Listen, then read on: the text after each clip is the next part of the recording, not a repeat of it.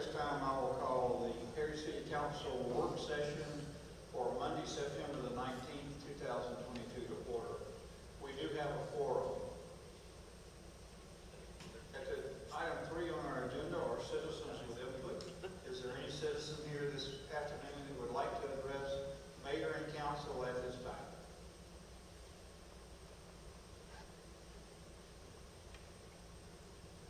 Thank you. Item 4 on our agenda are items for review and discussion. Item 4A is discussion of a slate of candidates for the board of the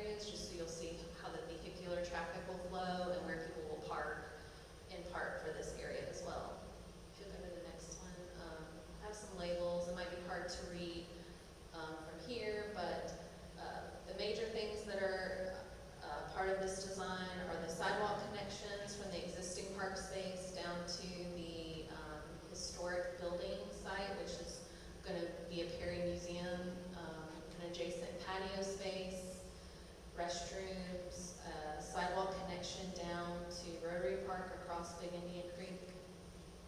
A water feature that's located close to the Sinclair station. It would be a natural stone cascading water feature. Relocation of the Confederate monument from the old courthouse building, new city hall, down to this area here, kind of centrally located there. A notable citizens wall that would be ornamental in nature and include people of note from the community. It would also serve in part as a retaining wall for some of the grade of the lawn space right next to it. There's a little courtyard area and some plantings that would also have the Rotary Club Peace Pole located there.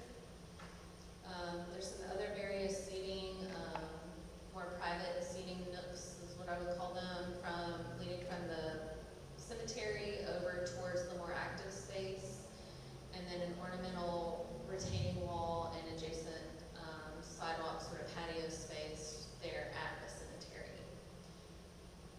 Those are kind of the main elements. Is there anything that you'd like more information or questions to discuss before we move on to the next part? Recommendations or thoughts about the different elements that are incorporated in this? You got comment on it? Do we know what the time expectation is of doing this? Well, being that this is just a concept, it would still at least need basic engineering, and probably some structural, architectural work for the different buildings. So I don't really know, but I would think it would be several months out before we would have something ready for everyone. Ms. Peters, you have some comments? Yes, sir. I think it's a beautiful relocation of the Confederate monument. I know that's just been, a huge issue, seemingly more so for people outside of Gary than within. And I think this is a beautiful alternative to bring it down a quarter of a mile down the road and put it in this beautiful park. I hope, because we already are so aware of people's strong reactions to things like this, that we'll make it publicly known before, the equipment shows up to remove the statue, so that everybody knows what's going on and that it's going to really a much prettier location than what it has right now. So that would just be my strong urging, that we would make sure that we do what it takes to make sure the public is aware of what we're doing. Sure, and I think it would be a lengthy process to actually get that approval, but also it's more appropriate being the historical cemetery and a lot of the museum and other references to our history. Exactly. Thank you.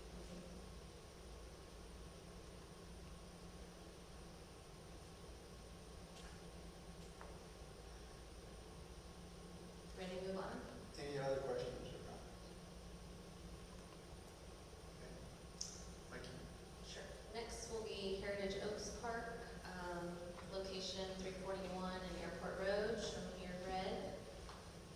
The next slide is just the rendering overlay, which is a little hard to see, just to show you context. And then the next slide will have some of the labels. So this one isn't as concept heavy as the previous park, in that a lot of the infrastructure will stay the same. It's just an addition of a restroom building at the top of the oval amphitheater lawn area there. Addition of a 10-foot wide concrete walking trail that, when combined with the oval and some of the paved parking, can create a half-mile loop. A dog park shown there kind of on the right-hand side, I guess, of the screen. It's a 1/4 acre fenced in right there, with potential to expand if we were to address some other grading areas in that location. The final concept would be to extend overhead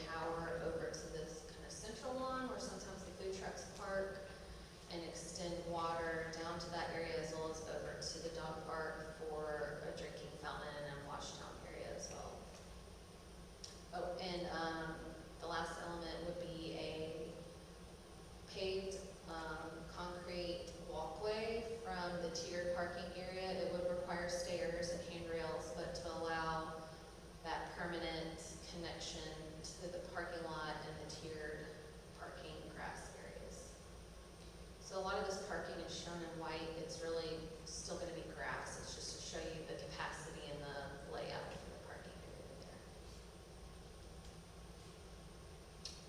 Questions or recommendations on suggested changes? I just have a question. Depending on where you are in the park, I remember someone asking me, had we ever given any thought, long range, is to adding screens on each side of the amphitheater itself? Because depending on where you were sitting, you might not be able to see what's going on. So has that, That hasn't come up, and I'm not really sure, we could research that, but I'm not sure a permanent outdoor screen that could handle the weather, or not sure how to best orient that, but we could look into that if that's something you want to include. because they have, I have seen them, and they do have those outside. Okay. Thank you. Other comments? Thank you. Thank you, Ms. Fissler. Thank you. Appreciate you keeping us up to date. 4C is the Finance Department. 4C1 are options for acquiring 2022 pickup truck. Mr. Worthing, and you're still buying pickup trucks.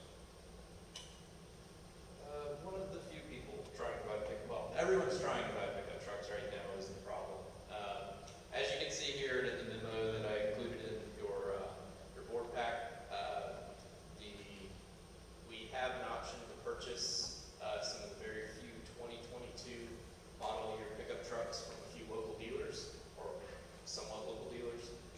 The 2023 models are, the orders are filling up fast or are already full for some models, and the MSRP or suggested retail price on those went up significantly.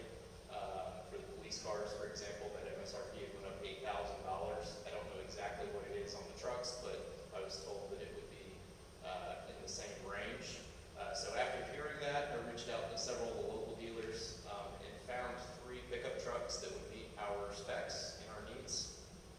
Jeff Smith Ford has a single F-150 regular cab, and on your screen that says a 4x4, but it's actually a 2-wheel drive truck. And then Phil Brandon Ford has 2 of them on order. These trucks were actually ordered by a commercial customer who canceled them, and Mr. Brandon was kind enough to call me and say, hey, I know you're looking to pick up trucks, would you like to pick up this order? So I'm coming to you all asking if, what your willingness is to buy these pickup trucks. Essentially, if we don't buy these, we would need to buy 23 model years, because 22s are essentially all bought up, and they'll be more expensive. But you're basically saying you're buying these now out of our 23 budget that we have budgeted for these. The potential savings is $24,000. In that range, yes, sir. I don't have hard numbers for you, but yeah, that's the. But I just say 8,000. Sure. Yes, sir. Council members, your consideration.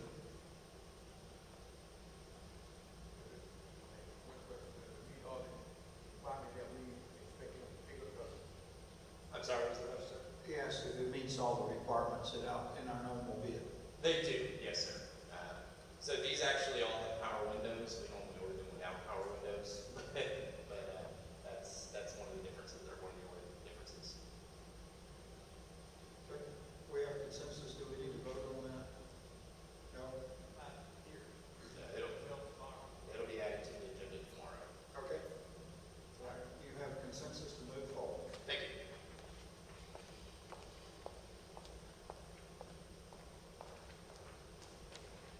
Say, Chief, you should have put a fire truck in there today. Everybody seems to be very agreeable. Not too late, the meeting's not over. We add that for the agenda tomorrow. Everybody's. Item 4D is the Office of the City Manager. 4D1 is a discussion of an animal adoption policy and resolution. Mr. Gilmore? Thank you, Mayor. Mayor and Council, in your e-scribe, you have a resolution which proposes to establish your policy relative to adoptions.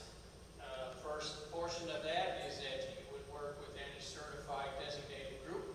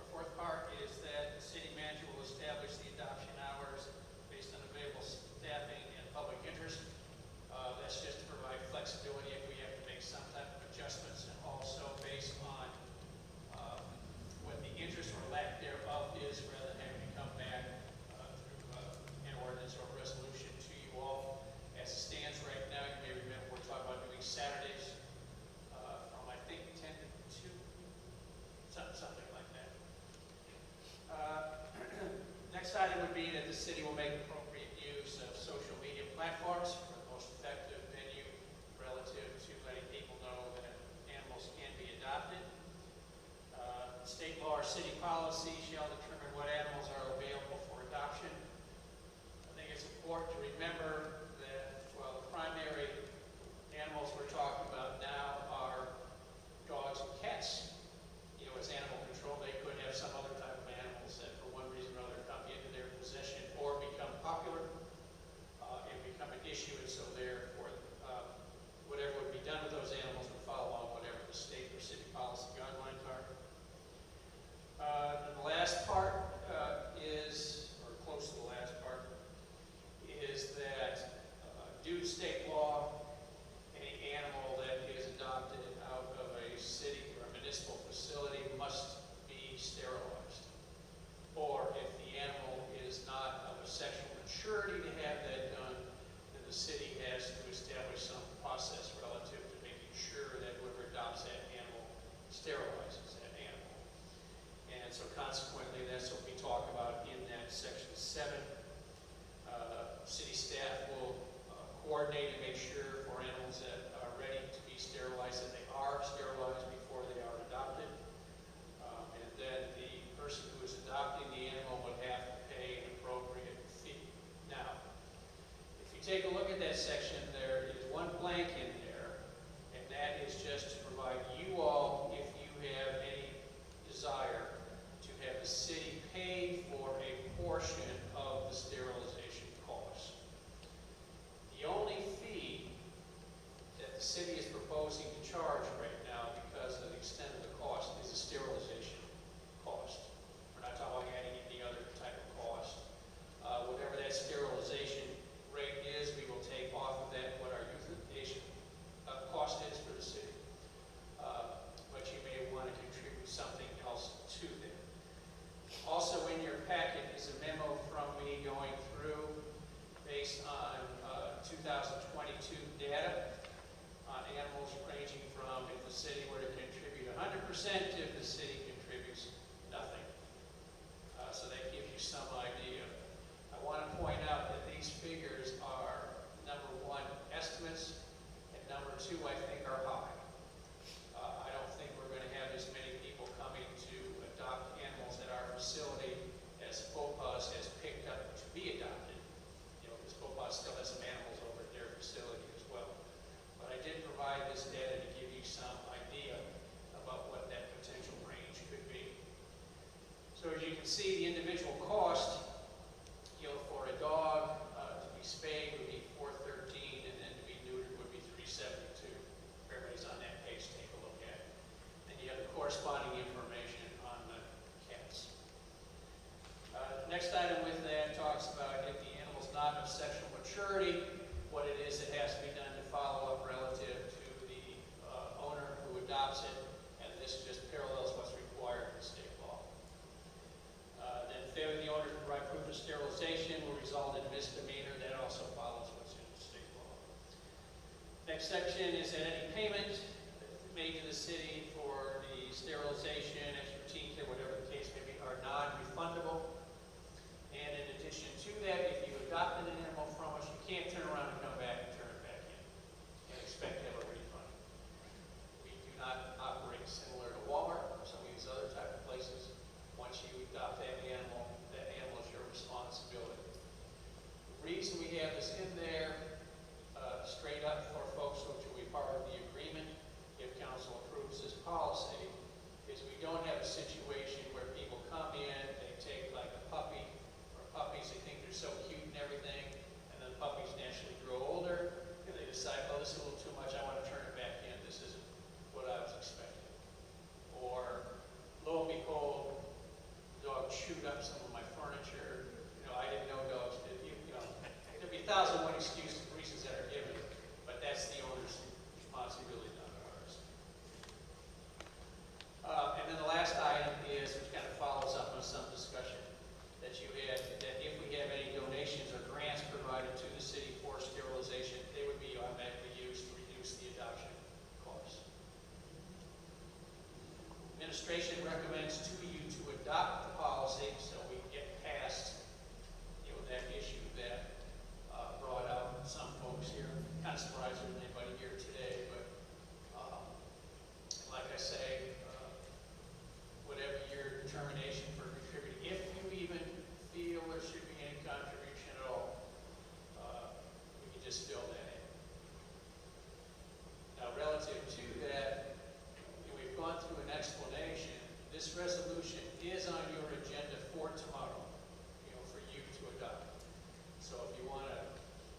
consider any contribution, or if there's any other type of changes or whatever, unless there's something you know right now, then of course we can put it in, but you don't have, you're not voting automatically on this right now. Comments or thoughts? I'm not, I was speaking my mind here on this, I'm not generally amenable to the taxpayers subsidizing the cost of adoptions. With that being said, do we know what cities around us do relative to that, if they contribute any portion or not? From what I've seen, what you'll find is a wide variety. There is no consistency with it. Some municipalities will not, other municipalities will. You know, depending on what the policymakers feel is appropriate to address whatever concerns are to them. Okay, for example, my sense is that if we were to poll those people who came and spoke to council about this issue, they probably would like to see 50, 100%, paid by the city, because their primary concern is the issue about sterilization and reducing population that way. If we were to talk to, I believe, a majority of the residents in the city, the taxpayers, and also those residents in the city that are responsible pet owners, they've had to take care of this stuff themselves, and they probably would not be inclined to see any public money go towards that. And you probably have some folks that are somewhere in between. I would recommend to council that if you are interested in some type of support, that support does not exceed 10%. I think the majority of that needs to be paid by the person who's coming in to adopt the animal. But aren't we're basically discounting it already at about 20%, are we not? Because Yes. We're going to take off the cost of potential euthanizing of the dog. That's right. So the figures that you see in the matrix that I provided to you already accounts for the euthanasia cost taken off of that charge. And I'm not sure what you tell the responsible dog owner who's already paid, that pays taxes and also paid to have their dog spayed or neutered. And if they ask me, well, are you going to do it for the general population? I don't have a real answer for that. If I may, I know some folks don't like to hear this position from the manager, but I think it's very important to remember that our animal control folks go out based on complaints from our residents to pick up these animals.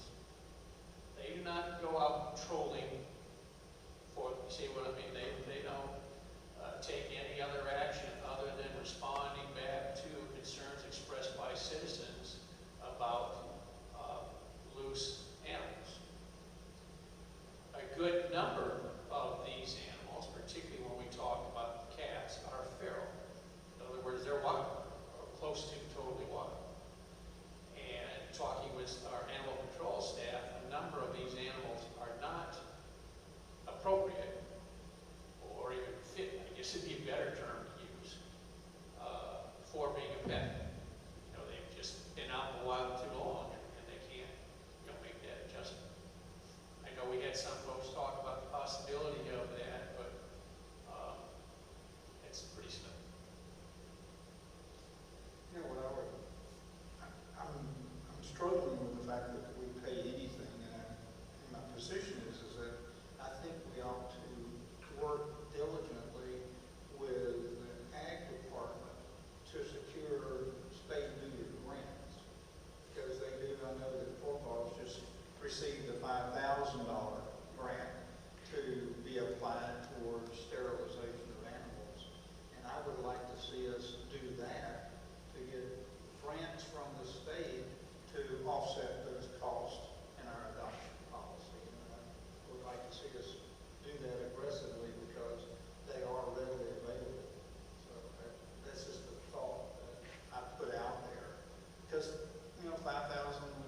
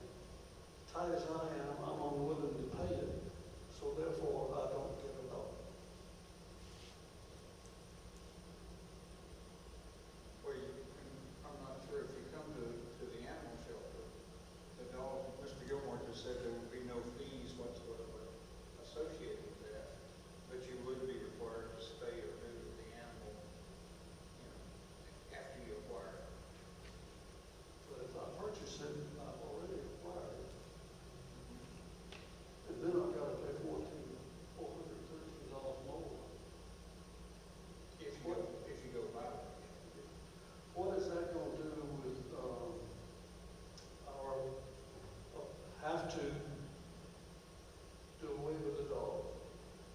Or isn't that going to increase the number that we have to put down? It potentially could, yes, sir. I was just, but you're talking about buying a dog, there's no requirement at our place to buy the dog. Okay, you go down to the dog shelter and you find one you like. You can't afford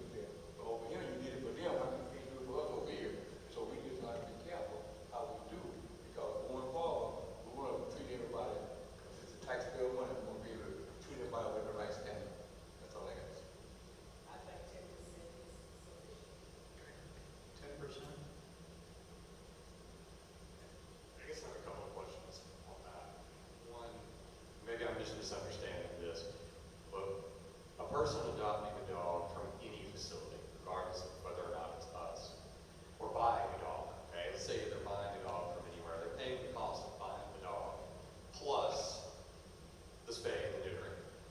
If they were to adopt with us, they're not having to pay for the dog, they're just paying for the spay and the neutering. Is that correct? Correct. So if they're adopting from us, they would already be saving a lot of money simply from the standpoint of not having to purchase the dog anywhere else.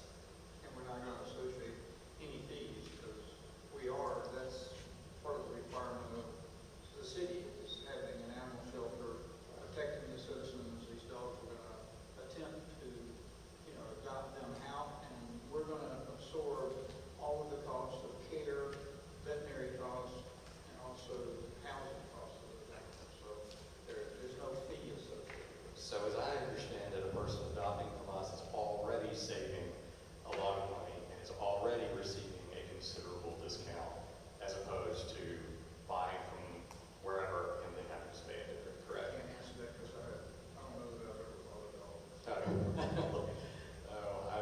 My parents bought a beagle when I was in the 3rd grade because I swore it would be my dog, and 3 weeks later it was theirs. But I know they paid a lot of money for it. And so I guess my point is we're talking about an additional discount, and people are already saving, in my mind, in my understanding, a lot by going through us anyway. That's my concern with adding another discount to it. So that's how I do it. Well, like I indicated earlier, I would ask that we aggressively apply for state grants to cover this cost, so that the individual who's adopting it will not have any cost, per se. That would be the objective that I would have for that. But I've heard 10%. What if we get one grant and don't keep getting them? What's gonna happen then? We'll use the money until it runs out, we'll apply for the next one. That's what I'm saying. We apply for something, you don't get it. Who's gonna pay these fees? Well, we'll go back to the same thing, that they'll be discounted at 10%. That's what I've heard.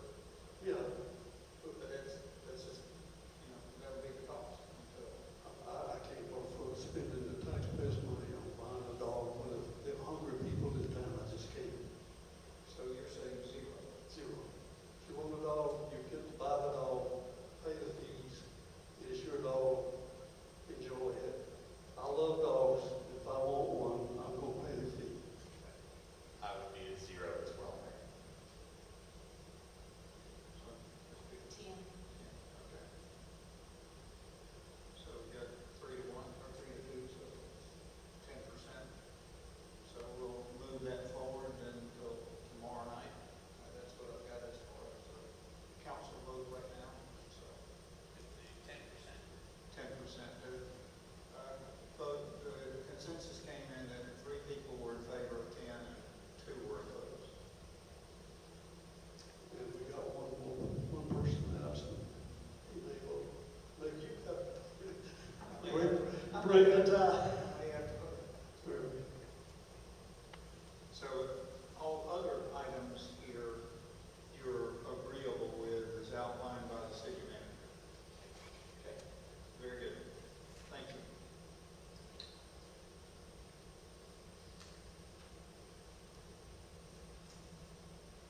Mr. Gilmore, anything else you'd like to add to that before we move on? Just one follow-up.